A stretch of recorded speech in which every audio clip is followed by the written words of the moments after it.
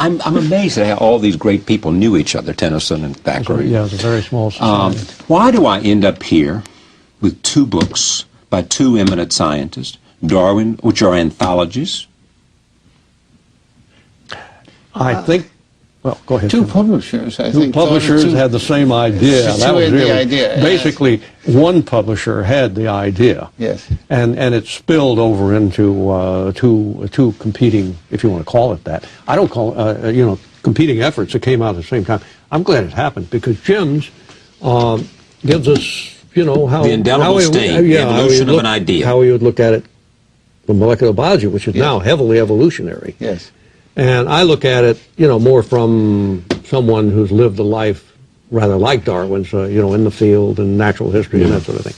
So I could understand pretty much what he was doing as a person as he went through. So they're very different, actually, commentaries that we have that are complementary. Yeah. What else is different between these books? Well, there are 2 versions of our Bible. The Science Bible. The Science Bible. I mean, if you really think of it, this is really our Bible. Yeah, when you think of it, this is our exegesis. So let me get this straight. Here's what I just heard you say. This is the King Jim version, and this is the King Ed version of your Bible. The only difference is that we didn't try to rewrite Darwin. We didn't try, and we didn't hold any council. Whereas the Bible has been rewritten. We didn't hold any councils to decide what was true and what wasn't true. So Darwin hit it so right. There was no reason for going and saying, well, he was wrong here or something. Yeah. He was... There is this. You 2 appeared with me 4 or 5 years ago. Yes. On a stage of 1,000 people in the audience, and everybody was amazed, and they loved it. There was, they thought, remarkable that I had the 2 of you on the same stage because of this notion that somehow at some point there was conflict between the 2 of you, which I assume is not... I think it was just, young assistant professors trying to... At Harvard, wanting tenure both. That's right. Yes, and you... getting it a couple of days later. Yeah. That was strictly an accident and stupidity on the part of the now mostly deceased Harvard administration. I was offered a professorship at Stanford with tenure. And we were still both in our 20s, and I said, amazing. Sayonara, I was on my way. So they said, hold it, give us time. And they gave it to me. So they rushed it ahead. And then somebody, I don't know how it came about, Jim, you may know the story, somebody said, oh my God, it was this already historic figure here, Watson. Watson's still an assistant, will be still an assistant professor.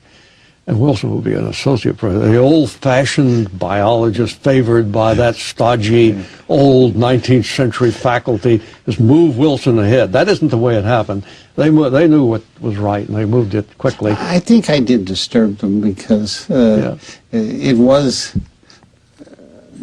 creating a different sort of biology where we thought in terms of molecules. We weren't field people, I think. But it was, for anybody who had any brains, it was obviously a big part of the future. It was coming. Yeah. No. And there was a lot of tension. But I think tension between not between the 2 of you as 2 ambitious young scientists, but tension between the fields, the disciplines. Yeah.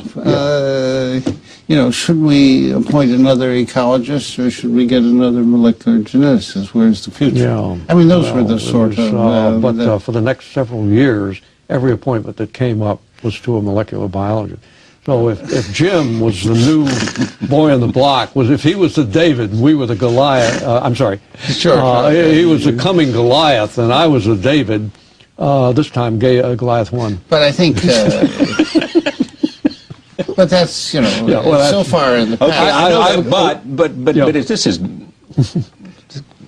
2 great scientists here, and for history, I wanted to be understand it. But then, about 1980,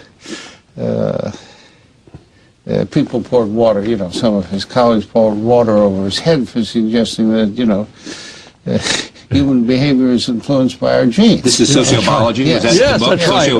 And actually, it wasn't that far removed from what Darwin is saying in the final of those 4 books. No, but that was a heresy in the far left Yes. in the 70s. Yes. And that was a nasty period. But that's another story in another universe far long ago and far away. That's resolved pretty well, too. Sociobiology is now accepted. Sociobiology is now accepted. Oh, absolutely, yeah. But there's still a great reluctance of some people to sort of view, they want evolution to have stopped about 100,000 years ago so that all humans are identical. Yeah. And it doesn't seem to have occurred that way. So, unfortunately, another hard truth we have yet to face. And so, you know, science comes up with facts which sometimes society finds hard to adjust to. Mm-hmm. And we're in the midst of it again. Explain to me. We've more or less said that we're all the same. And the only reason we're different is that some people got a good education, some people got good nutrition, but we're basically the same. It was the idea we look different on the outside, but inside we're the same. That was stated by members of your department, a prominent member of your department. And it's just not true.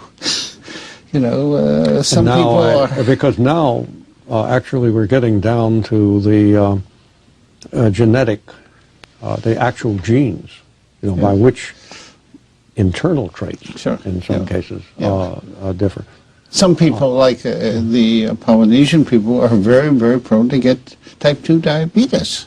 They're not the same inside, but because they evolved to take these long trips over water, they had to have a lot of fat on them at the beginning and none at the end. Right. And if you put them in a world where you can go out and buy McDonald's hamburgers, you know, and get 5,000 calories for $10 or less, they explode. So now it's getting accepted that we do differ a lot among people from here down. Yes. But that we might differ from here up, it's a little harder to take. But we are going to differ. Everyone, you know, has their own prejudices, you know, whether the Irish are better poets and whether there's anything genetic. So we'll speak to that for a second. I mean, Irish are better poets. So why does that fit into this? No, well, is it because of some way their brain was slightly different living on that Green Isle? You know, selective pressures. Yeah. You know, it may be that, you know, Eskimos and Irish are equal poets, and if you put the Eskimos in Ireland, they would be, you know, one would become a Yeats. Well, who knows? But you know, you buy that, sir? Well, maybe.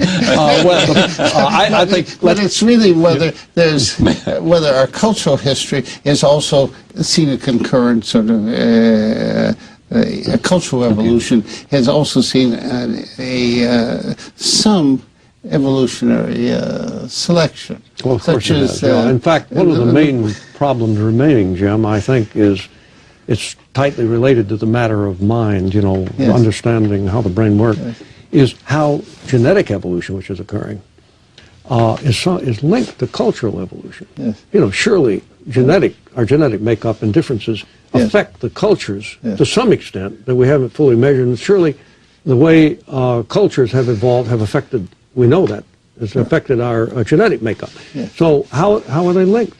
And we really haven't scarcely begun to study that. That's a great area. I think one